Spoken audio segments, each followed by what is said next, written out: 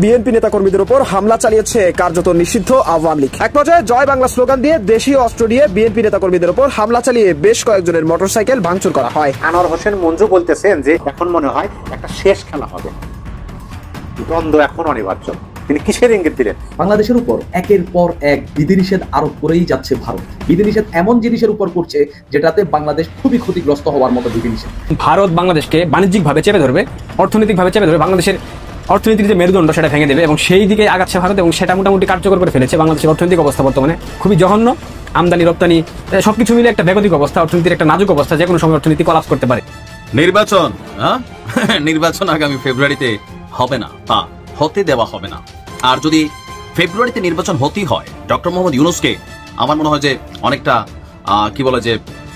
কি বলা হয় আসলে শব্দটা কি বলবো, যে এমন একটা শক্তির অধিকারী হতে হবে, এটাকে স্বয়ং আল্লাহ পাকের সাথে তুলনা করা যায়। কারণ আসসালামু আলাইকুম রহমতুল্লাহ, সবাই কেমন আছেন? আশা করি সবাই অনেক অনেক ভালো এবং সুস্থ আছেন। সবাইকে স্বাগতম জানাচ্ছি আমাদের আরেকটা নতুন ভিডিওতে। প্রতিদিনের মতো আমি আপনাদের সিরিয়াত ফারুকি আবারও চলে আসলাম নতুন একটা ভিডিও নিয়ে। দর্শক, আজকের ভিডিও টাইটেল এবং থাম্বনেল দেখে বুঝতে পেরেছেন আজকের ভিডিওটা কতটা গুরুত্বপূর্ণ হতে চলেছে। আজকের ভিডিওটা অনেক অনেক গুরুত্বপূর্ণ। ইতিমধ্যে আপনারা সবাই ভিডিওর টাইটেল থাম্বনেল দেখে বুঝতে পেরেছেন দেশে যে রাজনৈতিক চলমান পরিস্থিতি চলতেছে তার ধারাবাহিকতা আজকের ভিডিওটা। আমরা দেশে যে রাজনৈতিক চলমান পরিস্থিতি চলতেছে তার ধারাবাহিকতা আমরা বেশ কিছু ভিডিও আকারে আপনাদের মধ্যে তুলে ধরার চেষ্টা করেছি, যেখানে আপনারা বেশ কয়েকটা প্রতিবেদন দেখবেন এবং বেশ কয়েকজন ব্যক্তিদের মতামত শুনবেন এবং তার বর্তমানে চলমান রাজনৈতিক প্রসঙ্গে তাদের মতামত শুনবেন। দর্শক, আর বেশি কথা না বাড়ি আমরা সরাসরি মূল আলোচনায় চলে যাচ্ছি। তার আগে আপনাকে ছোট্ট একটি অনুরোধ জানিয়ে রাখতে চাই, যারা আমাদের চ্যানেলটিতে এখনো নতুন চ্যানেল সাবস্ক্রাইব করে সাথে থাকবেন, যারা ইতিমধ্যে সাবস্ক্রাইব করেছে তাদেরকে অসংখ্য ধন্যবাদ। দর্শক, যারা সাবস্ক্রাইব করেন তাদের উদ্দেশ্যে একটি কথা বলবো, দেখতে থাকুন, দেখতে দেখতে ভালো লাগবে, ভালোবাসা হয়ে যাবে ইনশাআল্লাহ। দর্শক, আর বেশি কথা না বাড়ি আমরা ধারাবাহিকভাবে এখানে ভিডিওর বাকি অংশগুলো একটু বিস্তারিত দেখে আসবো। আশা করি ভিডিও ধৈর্য সহকারে দেখে আপনার মূল্যবান মতামত জানাতে ভুলবেন না।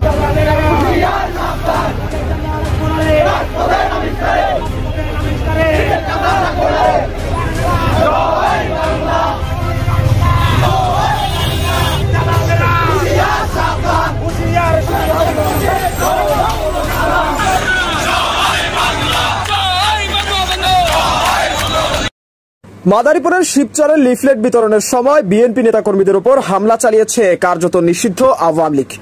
সোমবার রাত ৮টার দিকে শিবচরের চরশে মাইল এলাকার পৌরভবন ২-এর কাছে এই হামলার ঘটনা ঘটে। স্থানীয়রা জানায়, সন্ধ্যার দিকে বিএনপি ও সহযোগী সংগঠনের নেতাকর্মীরা তারেক রহমানের ৩১ দফার লিফলেট বিতরণ করতে বের হয়। শিবচরের চরশে মাইলের কাজের দোকান এলাকায় লিফলেট দিতে গেলে শিবচরি হরিণ পরিষদের চেয়ারম্যান আওয়ামী লীগ নেতা বাবুল ফকিরের ছেলে নিষিদ্ধ সংগঠন ছাত্রলীগের নেতা সুমন ফকিরের সাথে বিএনপি নেতাকর্মীদের কথা কাটাকাটি হয়। এক পর্যায়ে জয় বাংলা স্লোগান দিয়ে দেশীয় অস্ত্র দিয়ে বিএনপি নেতাকর্মীদের উপর হামলা চালিয়ে বেশ কয়েকজনের মোটরসাইকেল ভাঙচুর করা হয়। হামলার ঘটনায় আহত হয় অন্তত ২০ জন। তিনি যে বলছেন যে সংঘাত অনিবার্য, এই দেশ যারা আমরা সৃষ্টিতে সহায়তা করেছি বঙ্গবন্ধুর নেতৃত্বে আমরা গর্বিত। ভালো করে খেয়াল করুন, তিনি বলছেন এই দেশ যারা আমরা সৃষ্টিতে সহায়তা করেছি বঙ্গবন্ধুর নেতৃত্বে আমরা গর্বিত। এটাকে ক্ষুণ্ণ করার জন্য, এটাকে ব্যর্থ করার জন্য, এটা মানুষের কাছে ঘৃণিত করার প্রচেষ্টা চলে আসছে আজকে ৫৪ বছর। তিনি কিন্তু স্পষ্ট ভাষায় কথা বলছেন। যে সরকারে থাকে পরে যখন সে থাকে না, সব পাপ সে করেছে। এই যে কথাটা তিনি বলছেন, এই কথাটা কিন্তু শতভাগ সত্য। যখন যে সরকারে থাকে এবং এই সরকার যখন সরকারে থাকে না, তখন কিন্তু সব পাপ সব তিনি করছেন, ওই সরকার করছেন। বাংলাদেশের রাজনীতি আমরা অতীত থেকে এখন পর্যন্ত সেটাই দেখে আসতেছি। এই বাস্তবতার পরিপ্রেক্ষিতে এই যে এই লাইনটা খুবই গুরুত্বপূর্ণ। এই বাস্তবতার পরিপ্রেক্ষিতে আগামী দিনগুলি সম্পর্কে আমরা যারা উদার গণতান্ত্রিক সমাজ ব্যবস্থায় বিশ্বাস করি, আমাদের সচেতন থাকতে হবে। অর্থাৎ তিনি আহ্বান জানালেন কাদেরকে? যারা গণতান্ত্রিক উদার গণতান্ত্রিক সমাজ ব্যবস্থায় বিশ্বাস করে তাদের প্রতি আহ্বান জানালেন যে আমাদের সচেতন থাকতে হবে। যে কিসের উপর সচেতন থাকতে হবে? যে সরকার ক্ষমতায় থাকে পরে যখন সে থাকে না, সব পাপ সে করেছে এই বিষয়ে। এবং ওই যে তিনি আগে বলছেন সেই কথায় আমি আসতেছি, আপনারা বোঝার চেষ্টা করুন। তিনি বলছেন যে দখলের রাজনীতি হচ্ছে, ব্যবসা দখল হচ্ছে, দোকান দখল হচ্ছে, চান্দা হচ্ছে, কোনো নিয়ম কানুনের মধ্যে নাই। কিন্তু আমাদের দুঃখ লাগে, জনাব আনোয়ার হোসেন মঞ্জু বলতেছেন, কিন্তু আমাদের দুঃখ লাগে যারা রাজনীতি করেছে, এদেশের মানুষের সাথে যারা আন্দোলন করেছে, সংগ্রাম করেছে, তাদেরকে বাদ দিয়ে এখন দেশ কারা চালাচ্ছে। তিনি প্রশ্ন ছুড়ে দিচ্ছেন যে যারা এই দেশে আন্দোলন করেছে, রাজনীতি করেছে, সাধারণ মানুষকে নিয়ে আন্দোলন করেছে, সংগ্রাম করেছে, তাদেরকে বাদ দিয়ে দেশ এখন কারা চালাচ্ছে। তিনি আবার বললেন যে নন গভর্নমেন্ট, এটা অবশ্য সরকারই বলছেন, গভর্নমেন্ট চালাচ্ছে কারা? Non government. উপদেশ দিচ্ছে কারা? যারা এদেশে বসবাস করতেন না। ভালো করে খেয়াল করুন, তিনি বলতেছেন যে যারা এদেশে রাজনীতি করেছে, এদেশে মানুষের সাথে আন্দোলন করেছে, সংগ্রাম করেছে, তাদেরকে বাদ দিয়ে দেশ চালাইতেছে কারা? Non government. আর এই নন গভর্নমেন্টকে পরামর্শ দিতেছে কারা? যারা এদেশে বসবাস করতেন না। তিনি আরো বলছেন, দেখেন অনেকভাবে আমাদের অপমান করা হয়েছে, এই জাতিকে অপমান করা হয়েছে, কিন্তু এইবার যেভাবে অপমান করেছে এটা ইতিহাসে লেখা থাকবে। কোথায় আমেরিকা ছিল, কোথায় লন্ডনে ছিল, কোথায় জাপানে ছিল, তাদেরকে এনে বই লেখাচ্ছে, সংস্কার করছে। আরে বেটা হালার বহালা বাস্তবায়ন করবে কে? এ কথাই তিনি কিন্তু বলছেন যে কোথায় আমেরিকা ছিল, কোথায় লন্ডনে ছিল, জাপানে ছিল, তাদেরকে এনে বই লেখাচ্ছে, সংস্কার করতেছে। আরে বেটা হালার বহালা এটা বাস্তবায়ন করবে কে? এই যে বক্তব্যটা, এই বক্তব্যটা কিন্তু ভাইরাল হচ্ছে। তারপর তিনি বলছেন, আমরা যে রাজনীতি করছি ভয় দেখায় আমাদের, আঙ্গুল ভেঙে দেবে, মাথা ভেঙে দেবে, কি যে কয় আমি বুঝি না পোলাপানেরা, তাই না? এই কথা তিনি বলছেন। তারপরে তিনি বলছেন, আমরা যে কতজনের মাথা ভাঙছি জানেও না হালাইরা, সেই জন্যই বলি প্রান্তিক লেভেলে চলে আসছি আমরা। এই যে এইটা হচ্ছে গুরুত্বপূর্ণ। তিনি বলছেন যে সেই জন্যই বলি প্রান্তিক লেভেলে চলে আসছি আমরা, এখন মনে হয় একটা শেষ খেলা হবে, দ্বন্দ্ব এখন অনিবার্য। তিনি এই যে এই লাইনটাতে বললেন এখন মনে হয়, তিনি প্রথমে বললেন যে আমাদের মাথা ভেঙে দিতে চায়, আমাদের কলম ভেঙে দিতে চায়, হাত আঙ্গুল ভেঙে দিতে চায়, কিন্তু আমরা যে কতজনের মাথা ভাঙছি জানি না হালার কোহালারা। এবং তিনি বললেন যে এখন মনে হয় একটা শেষ পর্যায়ে আমরা এসে পৌঁছেছি, দ্বন্দ্ব অনিবার্য, দ্বন্দ্ব সংঘাত যে অনিবার্য, এই কথা তিনি বললেন। বাংলায় একটা কথা আছে, ভাত দেওয়ার মুরাদ নাই গোসাই হয়ে গেছে। তারা যে ভাষায় কথা বলে আমরাও সেই ভাষা জানি, কিন্তু কথা হলো ভয় দেখায় দেশ চালায়। এটা কোনো কথা হলো? তিনি প্রশ্ন ছুড়ে দিচ্ছেন যে তারা যে ভাষায় কথা বলেন আমরাও সেই ভাষা জানি, কিন্তু কথা হলো যে তারা ভয় দেখায় রাজনীতি করতেছে বা ভয় দেখায় দেশ চালাইতেছে, এটা কোনো কথা হলো? তারপরে তিনি বলছেন, কবে কোন রাতে, অমাবস্যা রাতে না পূর্ণিমা রাতে দেশ ছেড়ে চলে যাবে কেউ জানতেই পারবে না, এই কথাগুলো কিন্তু তিনি বলছেন। তারপরে তিনি যে কথাটা বলছেন যে সেই জন্যই ভয় হয়। তিনি প্রথমে বললেন যে তিনি তাই মনে মনে ভাবতেছেন যে দেশ চলতেছে না, আবার তিনি বলতেছেন যে দেশ চলবে কিভাবে, দেশ তো চালাতেছে নন গভর্নমেন্ট, আর এই নন গভর্নমেন্টকে পরামর্শ দিতেছে যারা কোনোদিন দেশে বসবাসই করে নাই। কবে কোন অমাবস্যা রাতে না পূর্ণিমা রাতে দেশ ছেলে পারাবে কেউ জানবেই না। এই কথার পরে তিনি বলতেছেন সেই জন্যই ভয় হয়, দেশটা তো আমাদের সকলের, বরঞ্চ এ দেশ সৃষ্টিতে আমরা অনন্য অংশীদার ছিলাম, ভাইসে আসি নাই এদেশে। আমরা কথা বলার সময় মুখ সামলায় বলবেন, বুঝছেন? এইভাবে তিনি বলছেন। কথা বলি না বলে বলতে পারি না সেটা মনে করেন কেন? তাই বলি বাপ মা তোমাদেরকে সম্মানবোধ শিখায় নাই, মুরব্বীদের সাথে কিভাবে কথা বলতে হয় সেটা তোমাদের শিখায় নাই। এবং তারপরের লাইনটা তিনি যে বললেন, সেই জন্য আমি বলি, ভালো করে খেয়াল করবেন, তিনি বললেন যে কথা বলি না বলে কথা বলতে পারি না এমন ভাবেন কেন? মুরব্বীদের সাথে কিভাবে কথা বলতে হয় আপনাদের বাপ মা শিখায় নাই? তারপরে তিনি বলতেছেন সেই জন্যই আমি বলি, আনোয়ার হোসেন মঞ্জু বলতেছেন যে সেই জন্যই আমি বলি সংঘাত অনিবার্য, হবেই সংঘাত। কথাটা বোঝার চেষ্টা করুন, তিনি বলতেছেন যে সেই জন্যই আমি বলি সংঘাত অনিবার্য, হবেই সংঘাত। এই সংঘাতে যারা পারবেন তারা টিকবেন, আর যারা পারবেন না তারা কাইটা পড়বেন। আর শেষে যে কথাটা বললেন, আমি প্রথমে যেটা বললাম, তিনি শেষে বললেন যে এই দেশে যারা আমরা সৃষ্টিতে সহায়তা করেছি বঙ্গবন্ধুর নেতৃত্বে আমরা গর্বিত।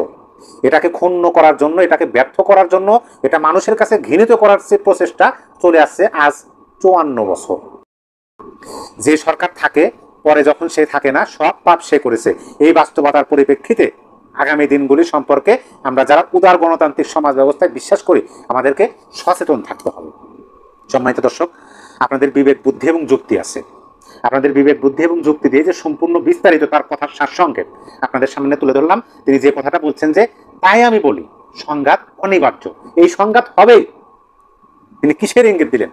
ভারতবর্ষ গতকাল রাতে নতুন একটা বিবৃতি দিয়েছে, স্থলপথে বাংলাদেশের আরো 4টা পণ্য আমদানিতে নিষেধাজ্ঞা দিয়েছে ভারতবর্ষ, যেটা ভারতের বিভিন্ন বন্দর ব্যবহার করে বাংলাদেশ এতদিন করে এসছে। শুধুমাত্র মুম্বাইয়ের নভোসেবা সমুদ্র বন্দর দিয়ে পণ্যগুলো আমদানির সুযোগ রাখা হয়েছে।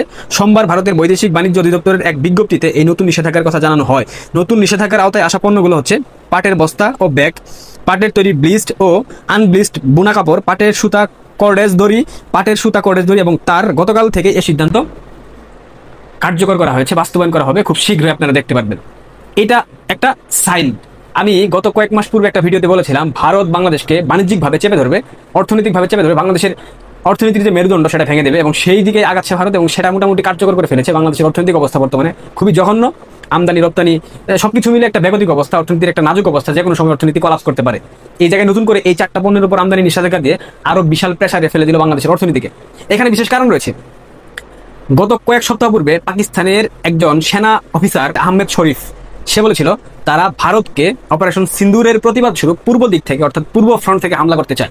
এটা যদি কোনো পাগলের বাচ্চাকেও বলা হয়, পাকিস্তানের পূর্ব দিক বলে কোনো শব্দ নাই, তার মানে ভারতের পূর্ব অঞ্চল হচ্ছে, পূর্ব দিক হচ্ছে বাংলাদেশ, যেটা সেভেন সিস্টার্স এবং পশ্চিমবঙ্গের সাথে যে সীমান্তবর্তী অঞ্চল সেটাকে পূর্ব দিক বলা হয়। তার মানে সে আলটিমেটলি বুঝিয়েছে তারা বাংলাদেশের ফ্রন্ট, বাংলাদেশের ভূখণ্ড ইউজ করে ভারতে হামলা করবে এবং সেটা মোটামুটি সকল ধরনের প্রক্রিয়া প্রস্তুতি সম্পন্ন করে ফেলেছে। একই ধারাবাহিকতায় পাকিস্তানের সেনাপ্রধান জেনারেল আসিম মনির ফিল্ড মার্শাল যুক্তরাষ্ট্র সফরে গিয়েছেন। সেখানে গিয়ে তার কথা বলা উচিত ছিল মুসলিম উন্মাদের পক্ষে, তার কথা বলা উচিত ছিল ইসরায়েলের যে নির্যাতন ফিলিস্তিনের বিরুদ্ধে, এটা নিয়ে কথা বলা উচিত ছিল, কিন্তু সে সেটা বলে নাই। সে বলে এসছে কি ভারতে তারা আক্রমণ করবে, ভারত যদি সিন্ধু নদে বাঁধ দেয় সেই বাঁধে তারা 10টা মিসাইল অ্যাটাক করবে, অর্থাৎ তাদের মিসাইলের কোনো প্রকার মানে কমতি নাই, তাদের মিসাইলের অগাধ অটেল মানে সংরক্ষণ রয়েছে, এটা সে বুঝিয়েছে। এবং সে আরো বলেছে ভারতকে তারা দুই দিক থেকে দুই ফ্রন্টে আক্রমণ করবে, একটা হচ্ছে পূর্ব ফ্রন্ট আর একটা পশ্চিম ফ্রন্ট। এখন ভৌগোলিকভাবে পূর্ব ফ্রন্ট মানে বাংলাদেশ, কারণ পূর্ব ফ্রন্টে পাকিস্তানের কোনো ভূখণ্ড নাই। তার মানে বাংলাদেশে যে অধিক পাকিস্তানি নাগরিক দেখা গেছে এবং বাংলাদেশের বিভিন্ন ক্যান্টনমেন্ট, বিভিন্ন অঞ্চলে আইএসআই ঘাঁটি গেছে, এটা গোয়েন্দা তথ্যের ভিত্তিতে পাওয়া তথ্য, এটা সবাই জানে। এই মুহূর্তে দাঁড়িয়ে সেনাপ্রধান আসিম মনির যখন বলে বাংলাদেশের ভূখণ্ড ব্যবহার করা হবে ভারতকে হামলা করার ক্ষেত্রে, সেই ক্ষেত্রে ভারত কি লইব চুষবে? নিশ্চিতভাবে চুষবে না। আরো হুমকি দিয়েছে যে তারা যদি মনে করে যে পাকিস্তান ডুবে যাচ্ছে, সেই ক্ষেত্রে তারা অর্ধেক পৃথিবীকে নিয়ে ডুবে, অর্থাৎ অর্ধেক পৃথিবী নিয়ে ডুবো মানে নিউক্লিয়ার হামলা করবে। তাদের পারমাণবিক ক্ষেপণাস্ত্রের একটা বিশাল মজুদ রয়েছে, এটা তারা দাম্ভিকতা দেখিয়েছে সেই দীর্ঘকাল সময় থেকে ভারতকে দেখিয়েছে। কিন্তু ভারতবর্ষ সাম্প্রতিক সময়ে যে অপারেশন সিন্দুর করেছিল, সেই সিন্দুরের মাধ্যমে পাকিস্তানের দম্ভ চূর্ণ বিচূর্ণ করে দিয়েছে। কিন্তু এই যে বললাম কুত্তার লেজ কখনো সোজা হয় না। যেমন পাকিস্তানি ঠিক তেমনি বাঙালি, মানে বাঙালির মৌলবাদীরা, সবাইকে আমি বলতেছি না, মৌলবাদী জিহাদি জঙ্গি যারা রয়েছে তারা হচ্ছে এক একটা কুকুর, এবং এই কুকুরের বাচ্চাদের লেজ কখনো সোজা হবে না। কুত্তার লেজ যেমন সোজা হয় না, এই ধরনের মানসিক মানে বিকারগ্রস্ত মানুষরূপী কুকুরদের লেজ কখনো সোজা হবে না। এর বিবৃতিতে ভারতের পররাষ্ট্রমন্ত্রী ডক্টর এস জয়শঙ্কর তিনি বলেছেন পাকিস্তান সেনাপ্রধানের বক্তব্য একটি প্যাটার্নের অংশ। যখন যুক্তরাষ্ট্র পাকিস্তানের সেনাবাহিনীকে সমর্থন করে তখন তারা তাদের আসল রূপ দেখায়। মার্কিন যুক্তরাষ্ট্র পৃথিবীর যে দেশের বন্ধু, তার নতুন করে শত্রুর প্রয়োজন নাই, এটা সবাই এটা বলে। তো সেই জায়গা থেকে পাকিস্তানের সেনাপ্রধান মার্কিন যুক্তরাষ্ট্রের ভূখণ্ডে গিয়ে সেখানে দাঁড়িয়ে যখন ভারত বিরোধী কথা বলবে, ভারতকে হুমকি দেবে মিসাইল অ্যাটাক করার, ভারতকে হুমকি দেবে বাংলাদেশের ভূখণ্ড ব্যবহার করে ভারতকে হুমকি দেবে, এবং বাংলাদেশে এই মুহূর্তে মার্কিন সাম্রাজ্যবাদী আধিপত্যবাদী শক্তির যে উত্থান আমরা দেখতে পেয়েছি, এবং মার্কিন সেনাবাহিনী বাংলাদেশের সেনাবাহিনীর সাথে সম্মিলিতভাবে বিভিন্ন ধরনের ট্রেনিং নিচ্ছে সিলেটে। তো সবকিছু আসলে ইকুয়েশন মিলালে এটাই মনে হয় যে মার্কিন সেনাবাহিনী হয়তো বা পাকিস্তানকে সেই মদতটুকু যোগাচ্ছে যে বাংলাদেশের ফ্রন্ট ব্যবহার করে ভারতে তোমরা হামলা চালাও, বাকিটা আমরা দেখে নেবো। কারণ পাকিস্তান তো একে তো নাচুনি বুড়ি, তার উপর আবার ঢুলের বাড়ি। পাকিস্তান হচ্ছে নাচুনি বুড়ি, তাদেরকে অর্থ দিবেন, পয়সা দিবেন, নাচাবেন, তারা ঠিক তেমনিভাবে নাচবে। এতদিন চীন নাচিয়েছে ভারতের বিরুদ্ধে, এখন মার্কিন যুক্তরাষ্ট্র নাচাচ্ছে। এরপর ভারতের যে সেনাপ্রধান জেনারেল উপেন্দ্র ত্রিবেদী তিনি স্পষ্টভাবে বার্তা দিয়েছেন। এই বার্তা শুধুমাত্র কোনো বার্তা নয়, এটা একটা যুদ্ধের আগাম বার্তা। এর মাধ্যমে আমি স্পষ্ট আপনাদেরকে বলে দিতে চাই, ভারত যে কোনো সময় বাংলাদেশে সার্জিক্যাল স্ট্রাইকের মতো ঘটনা ঘটাই দিতে পারে। উপেন্দ্র ত্রিবেদী বলেছেন যুদ্ধ শীঘ্রই হতে পারে, অর্থাৎ পাকিস্তান যেটা শুরু করেছে, পাকিস্তান যে ষড়যন্ত্রমূলক কথা বলতেছে আন্তর্জাতিক গণমাধ্যমে, এটার বিবৃতিতে তিনি একটাই কথা বলেছেন, অনেক বড় একটা ভিডিও দিয়েছেন, সেটা আমি বোঝাতে চাচ্ছি না দেখাতে। ওইটার মূল প্রসঙ্গ বা মূল প্রতিবাদ্য বা মূল সারাংশ যেটা, সেটা হলো যে কোনো সময় দুই ফ্রন্টে ভারতবর্ষ যুদ্ধ করতে পারে, সেটা পূর্ব এবং পশ্চিম ফ্রন্ট। নির্বাচন নির্বাচন আগামী ফেব্রুয়ারিতে হবে না বা হতে দেওয়া হবে না। আর যদি ফেব্রুয়ারিতে নির্বাচন হতেই হয়, ডক্টর মোহাম্মদ ইউনূসকে আমার মনে হয় যে অনেকটা কি বলা হয় আসলে, শব্দটা কি বলবো, যে এমন একটা শক্তির অধিকারী হতে হবে, এটাকে স্বয়ং আল্লাহ পাকের সাথেই তুলনা করা যায়। কারণ মৃত ব্যক্তিকে জীবিত করা তো কোনো মানুষের কাজ না, পীরতন্ত্র উলিয়া উলিয়ার কাজও না। তাহলে এই ক্ষমতা একমাত্র আল্লাহ রাব্বুল আলামিনের আছে।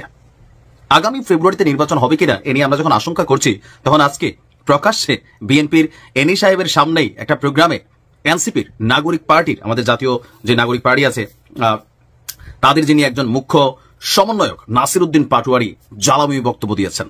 তারেক রহমান গত বছর আগস্টের পরপরই বলছিল যে এবারের নির্বাচন খুব কঠিন হবে, ইতিহাসের সবচেয়ে ভেজাইলা নির্বাচন হবে। আসলে কি সেই পথে হাঁটছে? কারণ ডক্টর ইউনূসের জন্য যে শর্তগুলো দেওয়া হয়েছে, এগুলো কি আদৌ সম্ভব? অথবা বাংলাদেশের মানুষ এনসিপির কথায় আসলে নির্বাচন থেকে কি পিছাই যাবে? ডক্টর মোহাম্মদ ইউনূস অলরেডি নির্বাচন কমিশনকে চিঠি দিয়ে দিচ্ছে ফেব্রুয়ারির প্রথম সপ্তাহে নির্বাচন আয়োজন করার জন্য। অলরেডি নির্বাচন কমিশন তারা আবার ব্যবস্থা নেওয়া শুরু করছে, স্বরাষ্ট্র মন্ত্রণালয় কাজ শুরু করছে। এর মাঝখানে আগামী ফেব্রুয়ারিতে নির্বাচন হতে দিবে না এনসিপি। যদি ডক্টর ইউনূসকে নির্বাচন করতে হয়, কয়েকটি শর্ত পূরণ করতে হবে। শর্ত কি? নাসিরউদ্দিন পাটোয়ারি বলছে নির্বাচনের ডেট ঘোষণা হয়েছে, ফেব্রুয়ারিতে নির্বাচন হবে, ফেব্রুয়ারিতে নির্বাচন হবে না। এখন তারা ভাই কিংস পার্টি, কোনটা ডক্টর ইউনূসের মনের কথা, কোনটা নাসিরউদ্দিনদের মনের কথা, এই নিয়ে কিন্তু একটা কনফ্লিক্ট দেখা যাচ্ছে। এই নাসিরউদ্দিনটাই 5ই আগস্ট সমুদ্রের তীরে বৈশা অনেকক্ষণ চিন্তা করছে নির্বাচন কেমনে পিছানো যায়, রাজনীতি নিয়ে কি করা যায়, সমুদ্র ফ্রেশ হাওয়া খাইয়া সম্ভবত আইডিয়াটা আসছে মাথায়। তো কি যদি ফেব্রুয়ারিতে নির্বাচন হয়, আমার যে ভাইয়েরা শহীদ হয়েছিল, রক্ত দিয়েছিল সংস্কারের জন্য, তাহলে কবরে গিয়ে তার লাশটা ফেরত দিতে হবে ডক্টর ইউনূস সরকারকে। এই কারণে ভিডিওর প্রথমে বলছি ডক্টর ইউনূসকে মানে একদম ঐশ্বরিক ক্ষমতার অধিকারী হইতে হবে ফেব্রুয়ারিতে নির্বাচন করাইতে হইলে। তার বক্তব্য, আমার যে ভাইয়ের হাতটা চলে গিয়েছিল, যদি সংস্কার কাজ শেষ না করে নির্বাচন হয় তাহলে এই সরকারকে আমার ভাইয়ের হাতটা ফিরিয়ে দিতে হবে। কেমনে দিবে ভাই? চায়না হাত নাকি অরিজিনালটা তো সম্ভব না, চায়না দিয়া নাকি অনেক কিছু। আবার আমরা তো শুনলাম ডক্টর মোহাম্মদ ইউনূস বলছেন কয়েকজন ছাত্রকে বিদেশে চিকিৎসা করতে পাঠাইছে, তথ্য বলছে যে এক একটা ছাত্রের পিছনে 2 কোটি থেকে 12 কোটি টাকা খরচ হয়েছে। তাহলে কি খরচ হইল? আচ্ছা, এরপরে বলা হচ্ছে যে মায়ের বুক খালি হয়েছিল ওই মায়ের বুকের সন্তানকে ফেরত দিতে হবে। এখন এই জিনিসগুলা আদৌ কি সম্ভব? নির্বাচনকে ঘিরে পিআর পদ্ধতি একটা ভেজাল তো আছে, জামাত এনসিপি খুব পাগল হয়ে আছে পিআর এর জন্য। দ্বিতীয়ত হচ্ছে এই যে অদ্ভুত শর্তাবলী দিচ্ছে, অনেকে বিষয়টাকে হালকা নিচ্ছেন, কিন্তু এনসিপি চাইলে এটা নিয়ে ডক্টর ইউনূসের সামনে এমন একটা অবস্থান দাঁড়া করাইতে পারে, রাতারাতি যেভাবে নির্বাচন ফেব্রুয়ারিতে ঘোষণা করছেন ওইরকম একটা সিচুয়েশন থেকে আবার সিদ্ধান্ত বদলাইয়া গেলেও যাইতে পারে যে ফেব্রুয়ারিতে নির্বাচন হবে না। বিএনপি সম্ভবত এর জন্য স্পেসিফিক ডেট চাচ্ছেন, ডেট যে কত তারিখে নির্বাচন। এখন এনসিপির এই দাবি বা জুলাই আন্দোলনের যে চেতনা, সেই চেতনা থেকে তারা যে বক্তব্য দিচ্ছেন, ডক্টর ইউনূস সরকার কি এগুলা মানবেন নাকি মানবেন না? যদি মানেন তাহলে ভেজাল নির্বাচন বিএনপিতে হবে না, মানে ফেব্রুয়ারিতে হবে না। আর যদি না মানেন তাহলে নির্বাচন হতে দিবে না। উনি আসলে কোথায় যাবেন সময় বলে দিবে। ভালো থাকুন।